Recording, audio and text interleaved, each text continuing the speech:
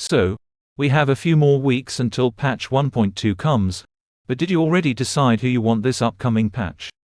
A ton of new characters are coming with no signs of any reruns, but of course this was merely an assumption since Hoyoverse still has the last say of things. But according to the character lineup, all 5-star characters are new. Up to patch 1.4. After Lucia's banner we're gonna get Blade and Kafka next patch, so for those who wants Blade I suggest that you consider getting Lucia as they are really sync well with one another. Blade who consume his own HP instead of his skill point like Arlen really needs a healer.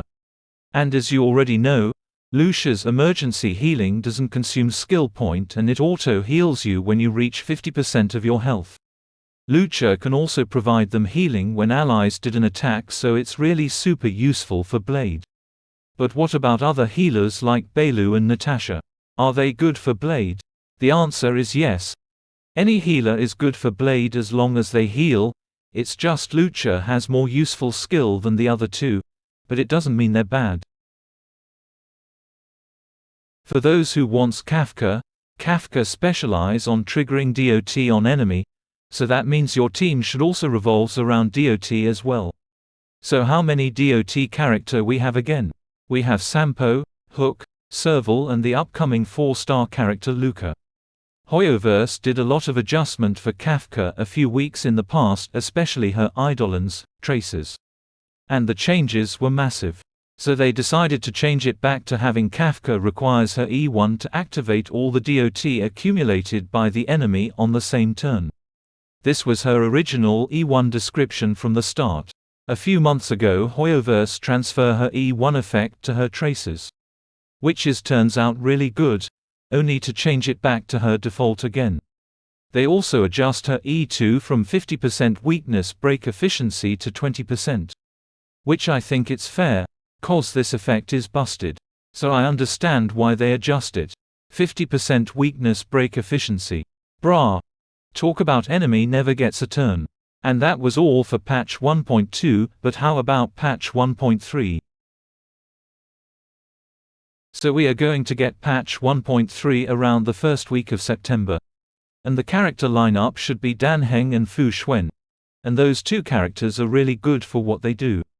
Fuxuan is a quantum preservation class and specialize on mitigating damage, so instead of your character getting ton of damage by the enemy, Fuxuan mitigates it and some damage are transferred to herself instead.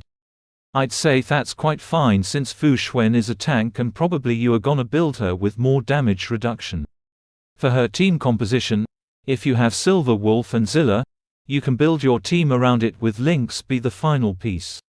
So if you want to build a quantum team, she is a must-have. But how about if you don't have any quantum? That is literally okay. You can put her in any team you want. She's a universal character and can fit in any composition you want that needs some tanking.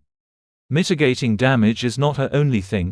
She can also damage all enemies and buff all allies damage reduction, which is a really good survivability buff coming from her.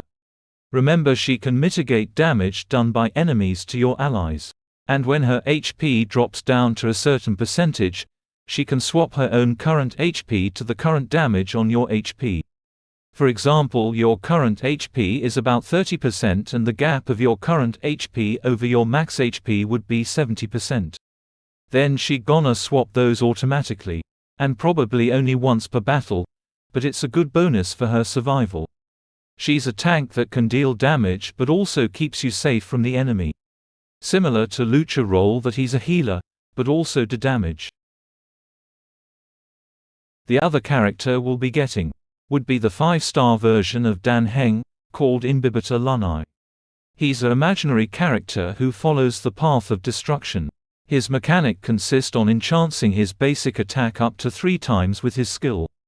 The skill itself does not consume skill points, but instead whenever you use your basic attack while in reverse scale, it consumes skill point depending how much enchants you use. So for example, you enhance your basic attack by using your skill and decide to stack reverse scale to 3. Then that's gonna cost you 3 skill points. If you only use 1 stack of reverse scale by pressing your skill once, then it cost you only 1. You can also use danheng technique, which gives you a number of reverse scale. And use it as an alternative to your skill point, which gives you a breathing room for your skill point management at the start of your battle. Very helpful, I might add. His ultimate can deal imaginary damage to the enemy and its adjacent target, and it will scale of danheng attack. Additionally, danheng will receive a stack of reverse scale after its ultimate ended. And it can be used to power up his basic attack. So, that's everything for patch 1.3. And there is a high chance that hoyoverse will adjust this character a lot. So be aware that this was subject to change. But I think this at least gives you an idea to plan things out and who to pull for. For patch 1.4, according to the lineup, it would be Jing-Lu, an ice character, who follows destruction, and Topaz, a fire character, who follows the hunt. I'm not gonna discuss their abilities yet, but maybe a separate videos next time. So have you decide who you want? Do you go for the meta? Or do you go for the looks? There is no bad character, and this upcoming new characters are all great. So always remember to follow what you really want, so you don't regret things. Anyway, until next time.